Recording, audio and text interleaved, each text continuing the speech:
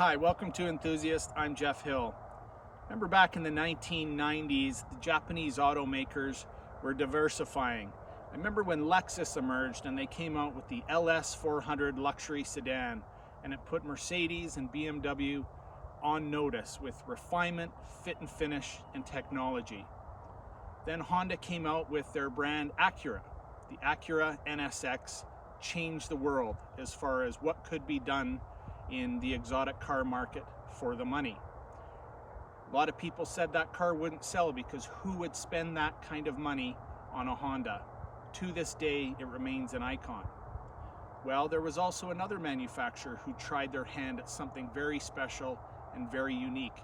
Not to the same fanfare, but a very, very cool car.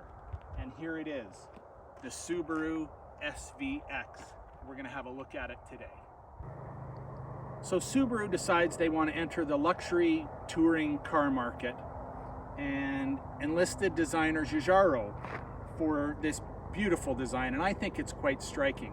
The telling feature, of course, is the two-piece fighter canopy style windows here, and those are reminiscent of the DeLorean, the Countach, the McLaren F1 of the era. I think it's beautiful. Problem is you don't see very many of them because in North America there were just over 14,000 copies sold from 91 to 96. Why? Not because they weren't a cool car or even a good car. They were $25,000 back then, and that was an awful lot of money with something with the Subaru badge. But let's get in, drive it, and we'll tell you what it's like on the road.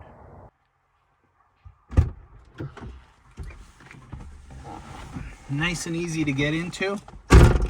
Subaru wants to make sure you're real safe. You've got your old seat belts on the tracks. Of course, you still have to do your lap belt, but it's one of the few cars I know that has the motorized belt and an airbag. Interesting choice for Subaru back then, but it's kind of cool. I don't know, I think it might get a little bit annoying, but it's part of the character, I suppose. Let's take it for a spin.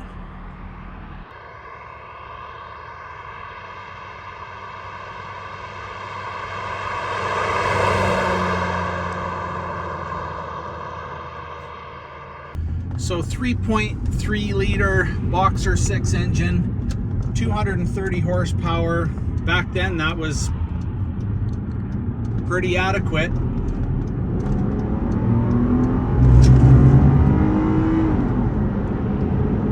Big heavy car. It's not particularly quick, but it's smooth and it's refined. The knock on these cars is that they had transmission issues, especially in the first couple years. The car we're in right now is pretty special in that it's a one-owner vehicle with 60,000 kilometers on it. So what is that, about 40,000 miles? So this is a pretty special car that's been lovingly cared for, and it drives exceptionally well. I love the interior of this thing, and the whole cockpit feel is really, there's a lot of character. The Alcantara suede style on the doors and the dash. I mean, it is a nice environment to be in. And it's got pretty well everything except heated seats and cup holders. How dare Subaru? But very cool environment, decent room in the back seats, and it's just smooth as can be driving along the road. I like this car. A lot of character, and undervalued, yet to emerge as a collector car, but it's coming. These are going to go up in value. There is no question. There's very few of them in this kind of condition, and if you can get one, I think you've got a very secure investment and a very fun opportunity for a collector car. For Enthusiast, I'm Jeff Hill. Thanks for watching.